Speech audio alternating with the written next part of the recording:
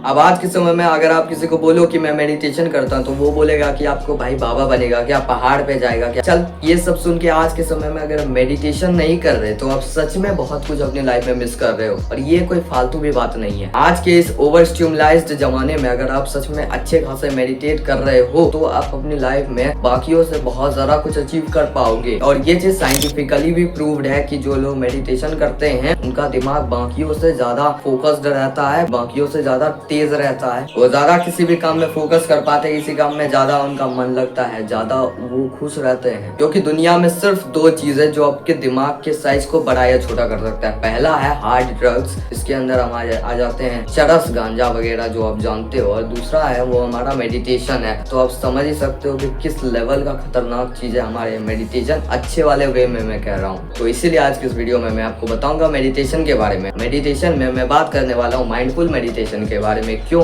क्योंकि मेरे हिसाब से माइंडफुल मेडिटेशन जो है ना वो one of the best meditation है। तो माइंडफुल मेडिटेशन करने के लिए सबसे पहली जो चीज आपको करनी है वो क्या करनी है, वो कहीं पे जाके बैठ जाना है। कहीं पे एक कंफर्टेबल प्लेस खोज लो, जैसे कोई चेयर पे जाके बैठ जाओ या कोई बेड पे जाके बैठ जाओ। नो मैटर ही नहीं करता कि आप चेयर पे बैठ रहे हो कि बेड पे बैठ रहे हो। मेडिटेट करते वक्त ऐसा नहीं है कि चेयर पे बैठोगे तो कुछ अलग फायदा हो जाएगा, कुछ हाई लेवल का मेडिटेट कर पाओगे, या बेड पे बैठोगे तो मंक ही बन जाओगे, इतना अच्छा मेडिटेशन हो जाएगा। चाहे चेयर पे बैठो, चाहे जमीन पे बैठो, चाहे बेड पे बैठो, कहीं पर भी बैठो, लेकिन एक कंफर्टेबल प्लेस खोज लो। दूसरी जो चीज है उसका आपको ध्यान रखना है वो कि मेडिटेशन करते वक्त आपको नॉइज इतना नहीं आना चाहिए। थोड़े बहुत अब नॉइज आ रहा है कि चिड़िया की चर्पिंग की आवाज आ रही है, विंड की आवाज आ रही है, वो सब चलता है, लेकिन ट्रेन की आवाज, गाड़ी की आवाज, ट्रैफिक की आवाज, वो सब नहीं चलता। सच में मेडिटेशन ऐसा नहीं है कि इतना सारा आवाज आ रहा है चारों तरफ से और आप वहाँ पे बैठ के ध्यान लगा रहे हो। वो सब फालतू की चीजें हैं जो आपको हेल्प भी नहीं कर पाएगी। इसलिए कोई ऐसी सराउंडिंग ढूंढो अपने आसपास और वहाँ जाके बैठो कि वहाँ पे आसपास की फालतू आवाजें आप तक नहीं पहुँच पाए। लोगों की आवाजें, ट्रेन की आवाजें, ट्रैफिक की आवाजें वगैरह वगैरह। अगर आपके पास ऐसे कोई सराउंडिंग अवेलेबल नहीं है तो आप क्या कर सकते हो, तो आप दो टाइम चूज कर सकते हो। एक टाइम है सुबह का टाइम। सुबह को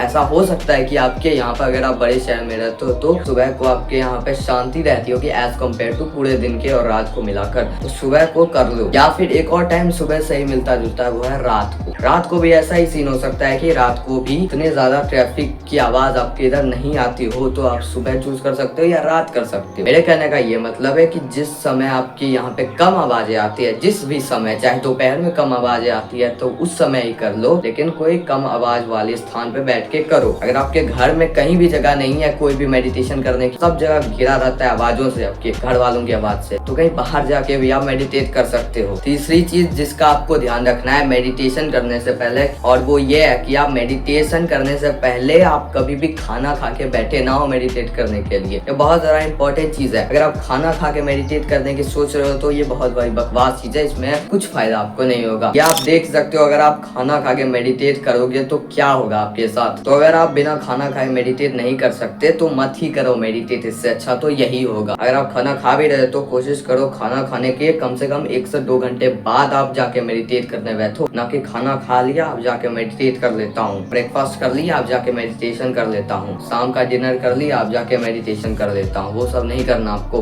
कम से कम 1 से 2 घंटे आपको रुकना है खाना खाने के बाद मेडिटेशन करने से पहले, तब आपको रियल बेनिफिट्स मिलेंगे। चाहो तो आप सुबह का ब्रेकफास्ट करने से पहले मेडिटेशन कर सकते हो, ये बेस्ट टाइम होगा। अब आते हैं चौथे और मेन चीज पे, मेडिटेट करने कैसे। इन तीनों चीजों में मैंने आपको बता दिया कि मेडिटेशन आप करने से पहले क्या कर सकते हो, किन चीजों का ध्यान रख सकते हो। अब मैं आपको बताता हूँ आप मेडिटेट कैसे कर सकते हो। मेडिटेशन करने के लिए आपको कुछ भी नहीं करना, जैसा मैंने बोला था, एक शांत जगह पे आराम से बैठ जाओ। उसके बाद आपको क्या करना है, अपनी ब्रेथ पे फोकस करना है। किस चीज पे? ब्रेथ पे, सांसों पे, नॉर्मल ब्रेथ पे, ना कि डीप ब्रेथ पे। हम यहाँ डीप ब्रीथिंग एक्सरसाइजेस नहीं कर रहे हैं, हम यहाँ मेडिटेट कर रहे हैं, तो हमें अपनी नॉर्मल सांसों पे फोकस करना होगा। माइंडफुल मेडिटेशन आप ऐसे समझ सकते हो कि जो हमारे साथ हो रहा है वो हम बस ऑब्जर्व कर रहे हैं। आपको सिर्फ ऑब्जर्व करना है। जो आपके मन में थॉट्स आ रहे हैं वो आपको कंट्रोल नहीं करना, सिर्फ ऑब्जर्व करना। यही है माइंडफुलनेस मेडिटेशन का मतलब। इससे होगा कि जब आप माइंडफुलनेस मेडिटेशन प्रैक्टिस करोगे तो रियल लाइफ में भी आपके साथ यही होगा कि आप माइंडफुल रहना सीख जाओगे धीरे धीरे। चाहे आपके आसपास सराउंडिंग्स में जो भी हो रहा है, आपके दिमाग में जो भी चल रहा है, आप प्रेजेंट मोमेंट पे फोकस फोकस कर पाओगे, किस चीज पे, प्रेजेंट मोमेंट पे। और यही आज के जमाने में सबसे ज्यादा इंपॉर्टेंट चीज है कि लोग कभी भी प्रेजेंट पे फोकस नहीं कर पाते, अपने दिमाग में ओवर थिंकिंग में खोए रहते हैं, फालतू चीजों में खोए रहते हैं, लेकिन प्रेजेंट नहीं रह पाते। जैसे कि मैंने बोला आपको पहले कि अपनी नॉर्मल ब्रेथ पे फोकस करो सिर्फ और सिर्फ। इसमें भी दो चीजें आ जाती है। अब नॉर्मल ब्रेथ में भी अपने सांस के ब्रेथ पे फोकस कर सकते हो कि मैं नाक से, वैसे आप नाक से ही सांस लेना, मुंह से सांस मत ही लेना। तो नाक से आप सांस ऊपर ले रहे हो, उसको ऑब्जर्व कर सकते हो, इनहेल एक्सहेलेशन को। और दूसरा इनहेल एक्सहेल जो आप ऑब्जर्व कर सकते हो वो है डायफ्रामेटिक ऑब्जर्वेशन, जिसमें आपको भी सेम ही चीज करनी होगी। जैसे आप इसमें नाक पे ध्यान दे रहे थे, नाक से मैं ऑक्सीजन ले रहा हूँ, कार्बन डाइऑक्साइड छोड़ रहा हूँ। ऐसे इसमें आपको ऑब्जर्व करना है कि आप अपनी डायफ्रामेटिक ब्रीदिंग कर रहे हो और